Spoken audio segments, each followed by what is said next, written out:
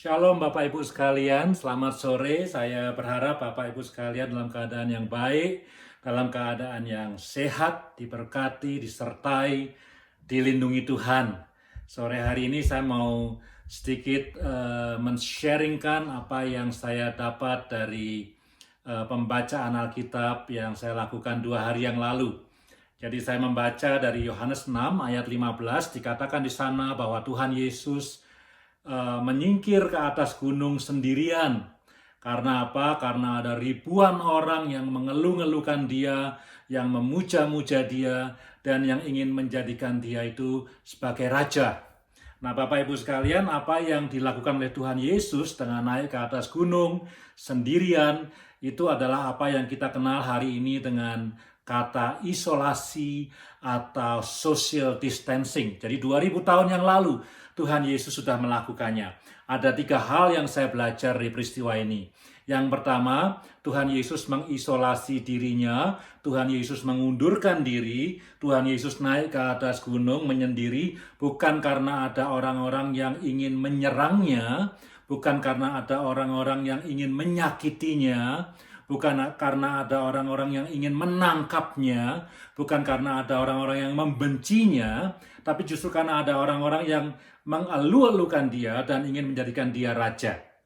Ini menarik Bapak Ibu sekalian, karena apa? Karena banyak manusia, kebanyakan dari kita, itu senang kalau dipuji orang, senang kalau dianggap penting, begitu ya. Tapi Tuhan Yesus berbeda. Jadi kita belajar satu hal loh ya, bahwa tujuan hidup kita itu bukan mencari penghargaan dan pujian manusia. Ingat ya, jadi satu hal yang kita belajar, bahwa tujuan hidup manusia bukan untuk mencari pujian dan penghargaan manusia. Yang kedua, menarik juga Tuhan Yesus naik ke atas gunung sendirian. Bukan hanya meninggalkan ribuan orang, tapi juga meninggalkan murid-muridnya. Kadang-kadang Bapak Ibu, kalau kita itu menyendiri, kalau kita itu mundur, kalau kita itu menghindari keramaian, itu bukan berarti kekalahan, bukan berarti kemunduran.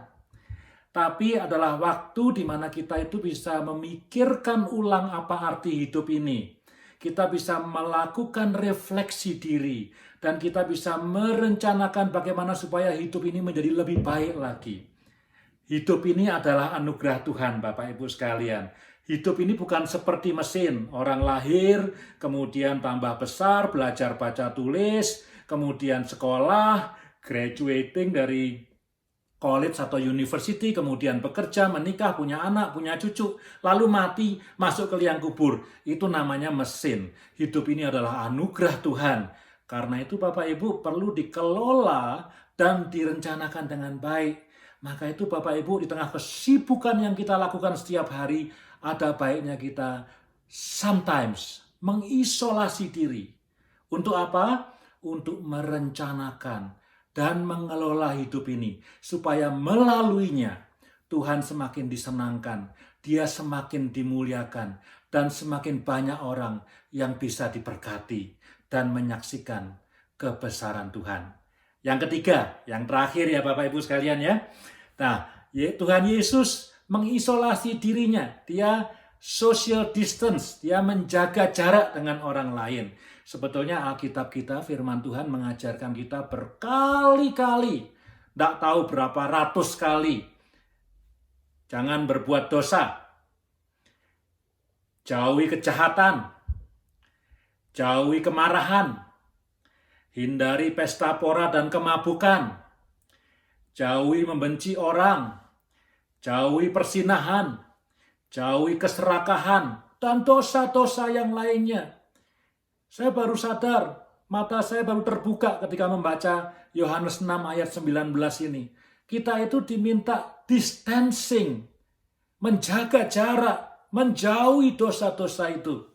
Hari-hari ini, seluruh umat manusia di dunia melakukan apa yang kita sebut social distancing. Mereka bersatu, ya. Bahkan kalau ada yang rame-rame, bisa ditangkap polisi, bisa dihukum, bisa dimarahin, bisa omel-omelin dengan banyak orang. Jadi semua umat manusia di dunia ini seolah-olah bersatu untuk social distancing. Jadi usahanya luar biasa. Demi apa? Supaya wabah virus ini bisa segera berakhir.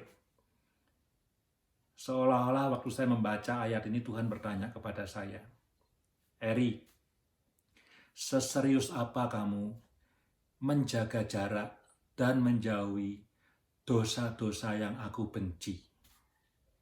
Sejauh apa, seserius apa gereja dan orang Kristen menjauhi dosa-dosa yang dibenci Tuhan, hal-hal yang tidak disukai Tuhan?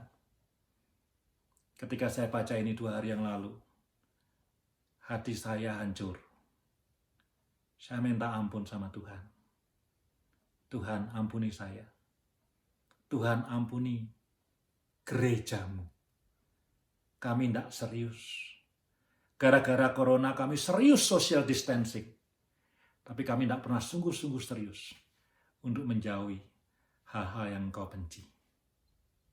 Kiranya firman tadi dan renungan tadi boleh menguatkan, membangun hidup kita semakin berkenan dan semakin memuliakan Tuhan Yesus, Raja di atas segala raja.